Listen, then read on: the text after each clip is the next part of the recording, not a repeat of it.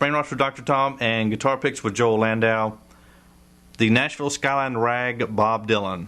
Nashville Skyline Rag. That was, of course, his real country album that he did after he broke his neck in the motorcycle accident.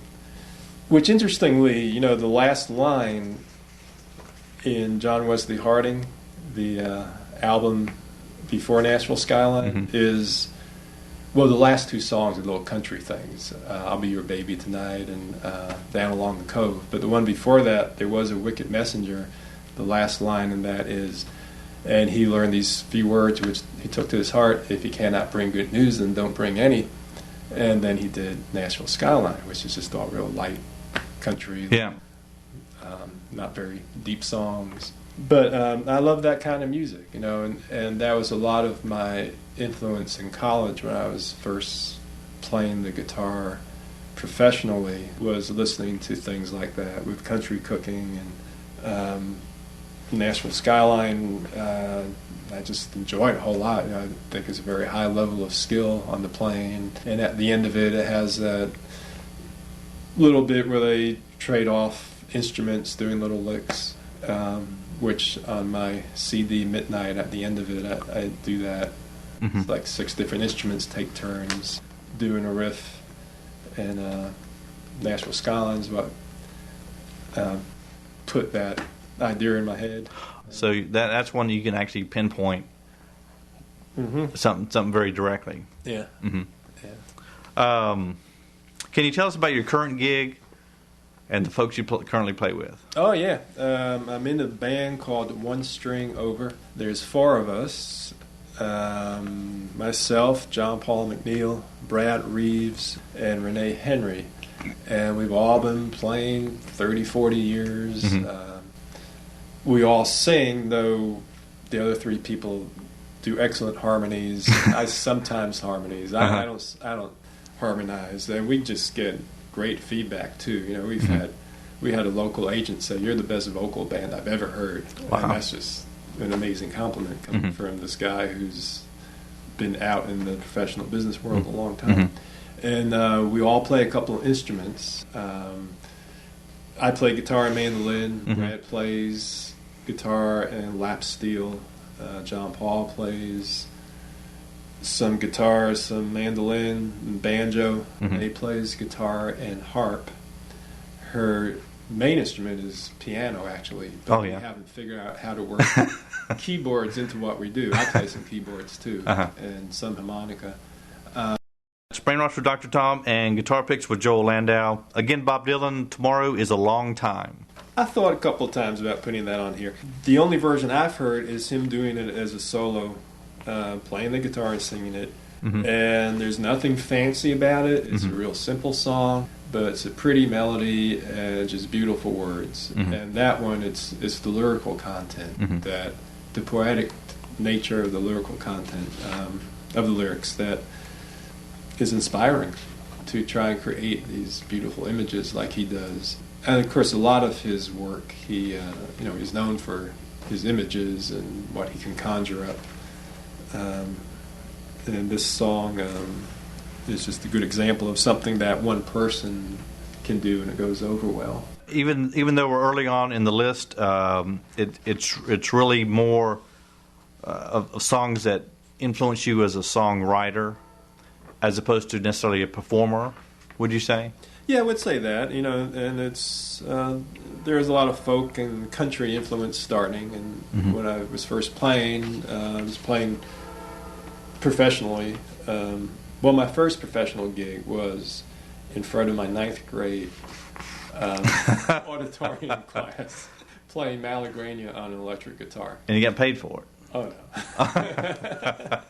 My homeroom teacher was also our Spanish teacher, and this was for the whole grade, an auditorium, and it had a Spanish theme, and so she knew I must have played it at a class party, so she got me to play in front of the whole grade, and I got a standing ovation. Playing it with a flat pick, which of course now know you're not supposed to do, but that's how I learned to play the guitar early on. Well, would you be willing to give us a little bit of that? Oh, sure. Okay, good.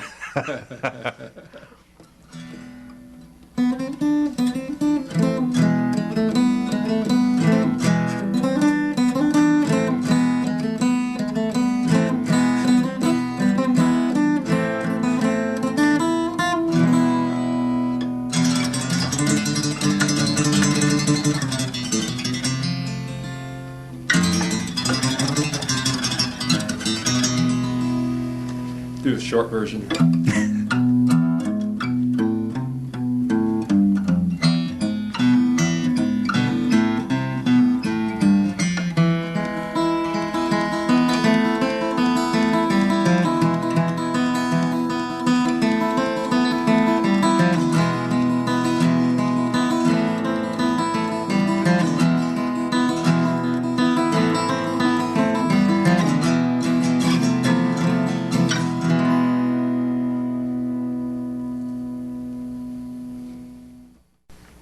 Okay, on to the list. It's Brainwashed with Dr. Tom and Guitar Picks with Joel Landau.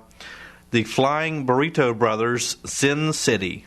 This, again, is more stylistically, when I was first playing professionally in college with my friend Chuck, the type of song we do. It's kind of a folk country song.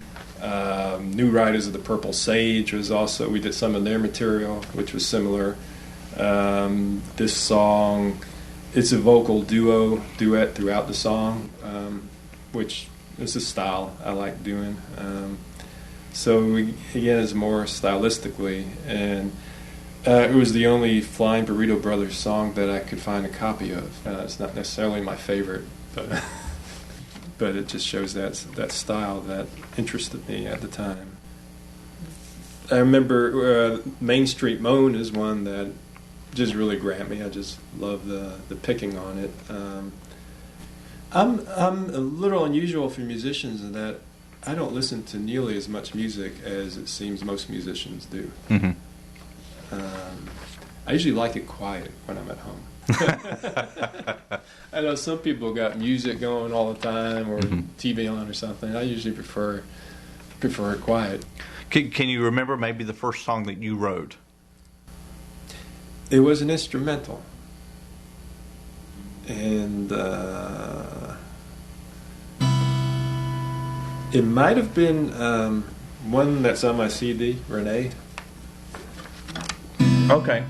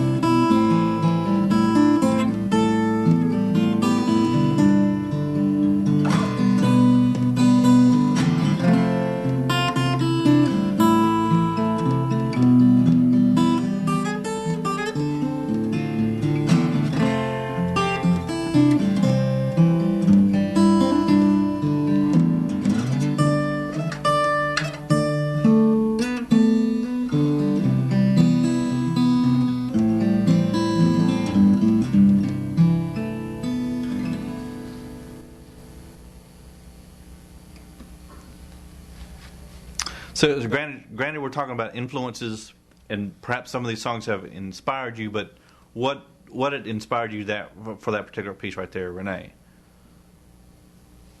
That was about a woman I had gone out with a couple of times, whose name was Renee, cleverly enough. And it was just how I was feeling at that time. It was just expressing. It was a bittersweet type of thing. It was this woman that I was very smitten with, and she liked me a lot too, but her heart was with her ex-boyfriend who had gone off to Europe, had left her, and but she still was in love with him and wasn't ready to be interested in somebody else.